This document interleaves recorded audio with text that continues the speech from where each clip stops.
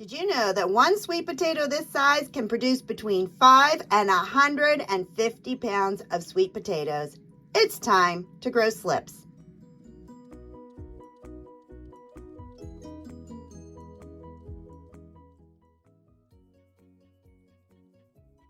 Good morning, everybody. This is Deb from Just Do Something Homestead, and today we're going to learn how to start gardening right from the very beginning, what you can plant now, what you can do so you can raise some food.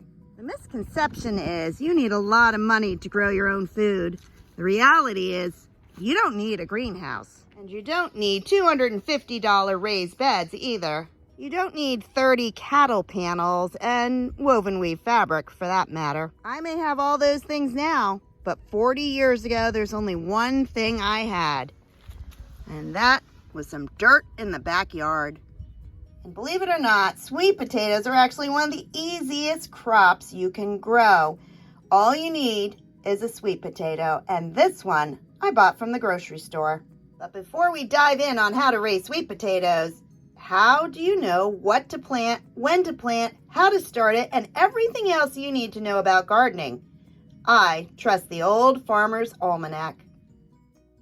The Farmer's Almanac has an online planting guide. Simply add your zip code and it'll tell you what you can plant and when, whether you're starting seeds or if you're planting transplants outside. Want another trade secret? It's as close as the back of your seeds.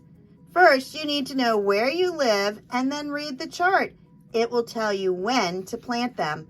Up above gives you all the directions. It tells you how many days it is until harvest, how deep to plant them, and how much to thin them to. That means how far apart should each seed be. But since I live in West Virginia, there's not very much I can plant outside at this time. The only thing I can do is start some sweet potatoes. Sweet potatoes grow slips that are very easy to start. All you need is potting soil and a sweet potato.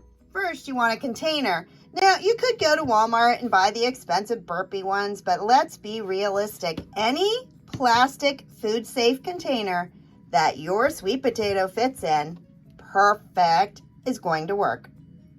I've raised sweet potatoes for about 30 years, and to be honest, I always started them from grocery store potatoes.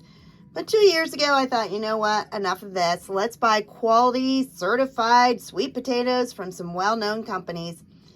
I did, and very quickly, they spread disease throughout my entire garden. So from this point on, I'm going back to only buying them from the grocery store and starting them myself. Since I do try to raise all organic foods, though, try to find an organic sweet potato.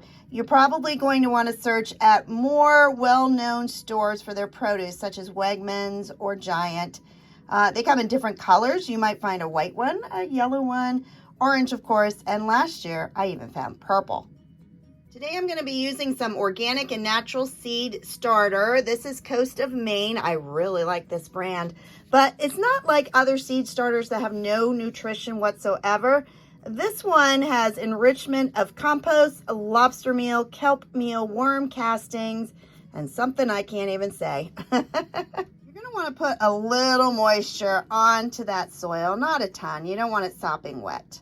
Then I place that sweet potato right on top of that soil, and I want to push it down just a little bit into it. I'm not going to bury it. I will add a little more soil around each side though. As you can see, I moved some of the potting soil up along my sweet potato, and now I'm just going to water it a teeny bit more. And would you believe this is all it takes? Yeah. What's going to happen at this point, you're going to start getting little sprouts coming out of your sweet potato.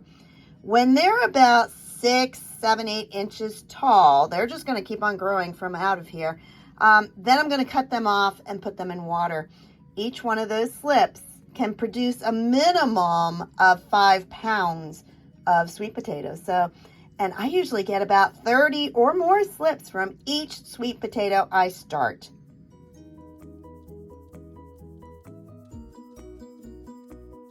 And the funny thing is, companies don't want you to know that because they're charging $1 a slip.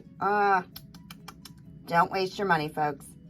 From this point on, you're just going to put it in a bright windowsill. I like to put it in one that faces south. In a couple weeks, you're going to start seeing some sprouts.